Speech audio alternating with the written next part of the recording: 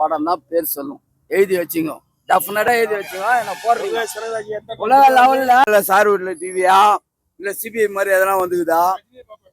ரஜினி பாப்பரா? உண்மையாவா? அப்ப நான் முன்னாடி காட்டுறேன். உண்மையா நீங்க சொன்னீங்கன்னா உண்மையா காட்டுறேன். நானும் பையன் ரசிக்கிறேன். உங்க வயசுல வேற தாண்டி வந்துட்டா என் வயசுக்கு நான் காட்டிடுறேன். ஒரே நிமிஷம் தான். வேற லெவலுங்க. லோகேஷ் கனகராஜ் எல்லாம் வந்து உங்களுக்கு தான் தெரியும், ஓகேங்களா? ஒன்று, இந்த ஜென்ரேஷன்ல 75 வயசுல ரஜினிகாந்த் சார் வந்து யூத் டைரக்டர்லாம் நடிக்கிறதே பெரிய விஷயம். அவரை மாதிரிலாம் எந்த ஒரு ஹீரோ சொல்றது,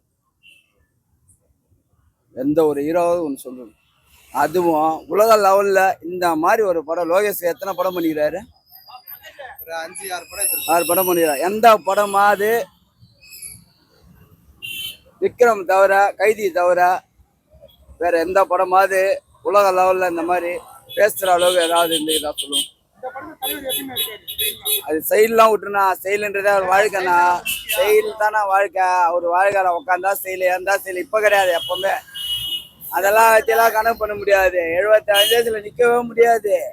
அதான் சத்யராஜ் எங்கெல்லாம் திட்டின ரஜினிகாந்த்லாம் ஒரு காலத்துல திட்டின ஒரு சத்யராஜ் எல்லாம் அவரே மேட்டை மேல அலற விட்டாருல, பேச வச்சாங்களா? இந்த படம்ன்றது வந்து ஒரு வேற மாதிரினா லோகேஷ் கனகராஜிலேயே பண்ண படத்துல இந்த படம் தானே பேர் சொல்லும். ஆமா, அந்த அளவு கண்டிப்பா இருக்கும். நான் வந்து லோகேஷ் கனகராஜ் மாதிரி காலேஜ் பசங்க இந்த மாதிரி ஃப்ரெண்ட்ஸ் எல்லாம் நான் சொல்ல.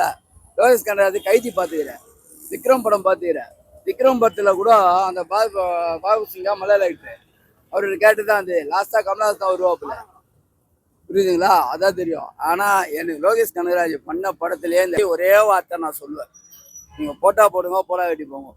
அவரு பண்ண படத்திலேயே இந்த படம் தான் பேர் சொல்லும். இந்த படம் தான் அவரு பண்ண படத்திலேயே இந்த படம் தான் அவரை தூக்கி விடும். சத்தியமா சொல்றேன்.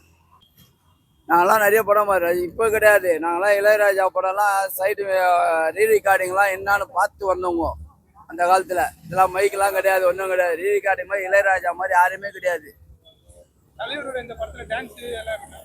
ஏன்னா 75 வயசுல இது கேட்கறது தப்புனா அவர் தான் சொல்லிட்டாருல, எல்லா பாட்டும் போயிடுச்சு ஆட விடுறாருல்ல.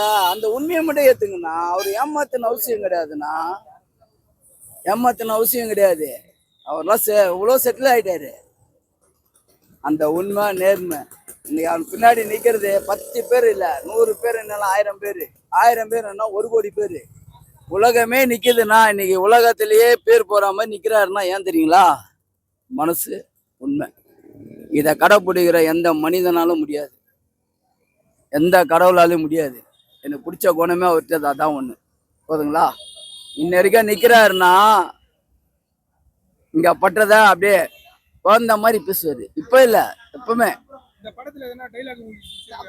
டைலாக் எல்லாம் படம் இருந்தா தானே தெரியும். அதான் சொல்லிட்டு ஒரே வார்த்தை, லோகேஷ் கனகராஜ் வந்து நான் எல்லா படம் பார்த்துக்கிறேன். கைதி பாத்துக்கிறேன், விக்ரம் படம் பாத்துக்கிறேன், கமலஹாசன்